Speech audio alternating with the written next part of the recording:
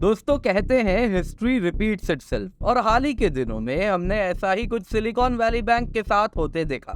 10 मार्च 2023 को silicon valley का most important bank silicon valley bank को गवर्नमेंट द्वारा सीज कर लिया गया था।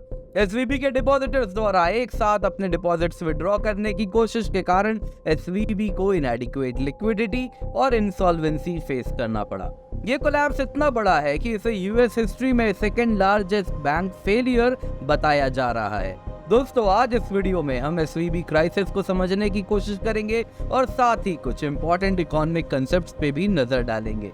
ये टॉपिक आपके यूपीएससी जीएस 3 इकोनॉमी में आंसर राइटिंग के लिए भी जरूरी है, तो मेक श्योर इसे आप अंत तक देखें।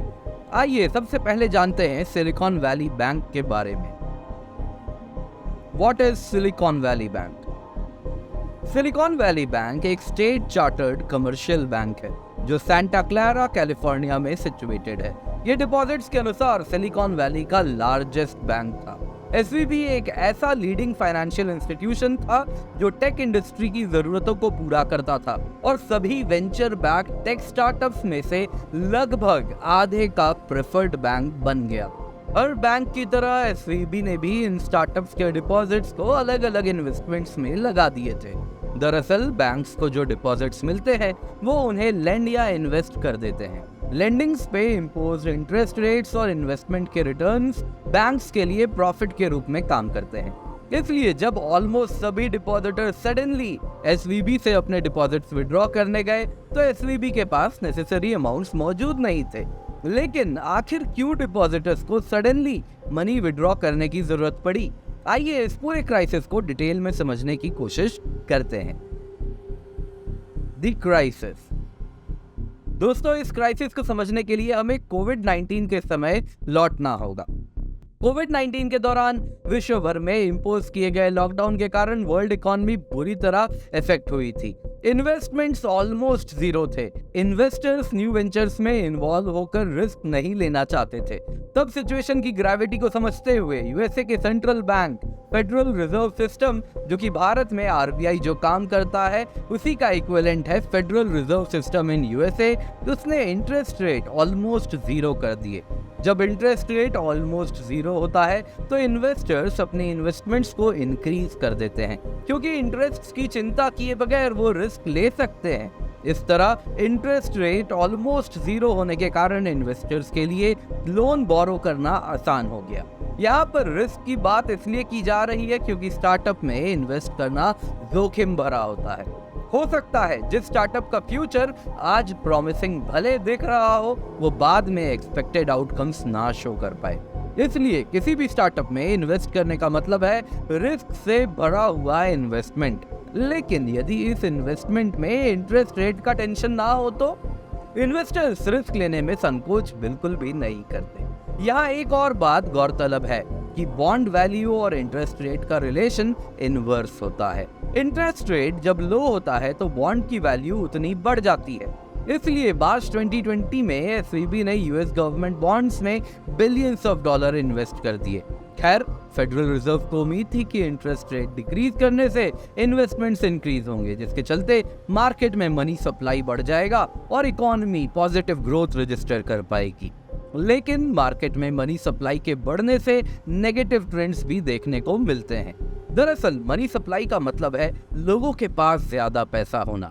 जब जेब में पैसा ज्यादा होता है तो खर्चे भी उतने ही बढ़ जाते हैं, जिसका मतलब ये हुआ कि गुड्स एंड सर्विसेज के लिए डिमांड्स ज्यादा हैं और सप्लाई बिल्कुल कम। और इस डिमांड एंड सप्लाई के गैप के कारण इन्फ्लेशन होता है। इन्फ्लेशन के अलावा लो इंटरेस्ट रेट एक्सेसिव बोरोइंग और लेंडिंग को भी जन्म देता है। 2021 के अंत तक world economy almost zero interest rates को एंजॉय तो जरूर कर रही थी, लेकिन अब इन्फ्लेशन का डर वर्ल्ड इकोनॉमी को घेर रहा था। फेडरल रिजर्व ने अब ऐसा फैसला लिया जिससे एसवीबी के कोलैप्स की उल्टी गिनती शुरू होने वाली थी। इन्फ्लेशन से कॉम्बैट करने के लिए 2022 की शुरुआत में फेड रिजर्व ने इंटरेस्ट रेट्स एग्रेसिवली बढ़ाने शुरू कर दिए।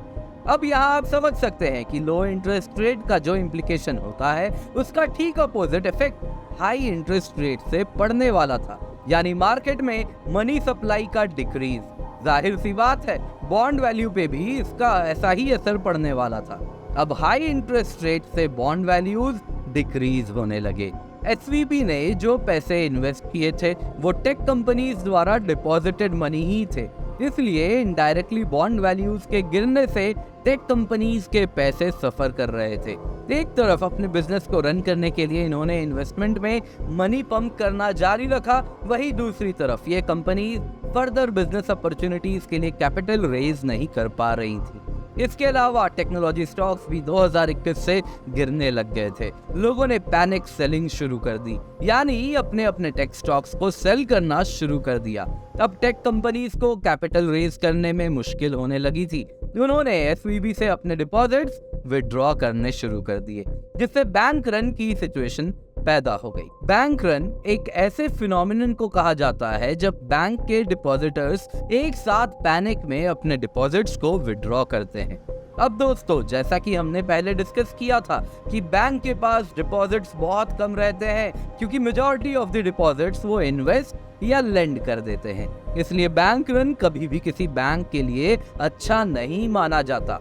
एसवीबी के साथ भी कुछ ऐसा ही हुआ। बैंक रन के कारण 10 मार्च 2023 को एसवीबी में ट्रेडिंग को सीज कर दिया गया और बैंक कोलैप्स हो गया। साथ ही इसके regulators California department of financial protection and innovation द्वारा इसे सीज कर लिया गया। डीएफपीआई ने फेडरल डिपॉजिट इंश्योरेंस कॉर्पोरेशन को बैंक का रिसीवर बना दिया।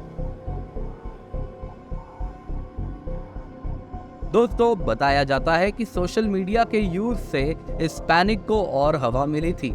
इन्वेस्टर्स द्वारा बैंक रन तो हुआ ही था, साथ ही बैंक भी रिस्क को प्रॉपर्ली मैनेज करने में असफल रहा। इतना ही नहीं, कोलैप्स के 2 दिन बाद एक और कमर्शियल बैंक न्यूयॉर्क में स्थित सिग्नेचर बैंक भी कोलैप्स हो गया। दोस्तों, अमेरिका के बैंकिंग क्राइसिस की मुश्किलें जल्द खत्म होती नजर नहीं आ रही हैं। हमने देखा कि लास्ट फ्यू वीक्स में अमेरिका के 2 बैंकों पर ताला लग गया है, लेकिन अमेरिका के कई दूसरे बैंकों पर भी इस संकट का साया गहराता नजर आ रहा है। ऐसे में आशंका जताई जा रही है कि सिलिकॉन वैली बैंक और सिग्नेचर बैंक के डूबने के बाद बैंकिंग क्राइसिस अपने चपेट में कई और बैंकों को भी ले सकता है। अंदेशा है कि अगर हालात में सुधार नहीं हुआ तो फिर अमेरिका के लगभग 110 बैंक भी ऐसे ही संकट में फंस सकते हैं।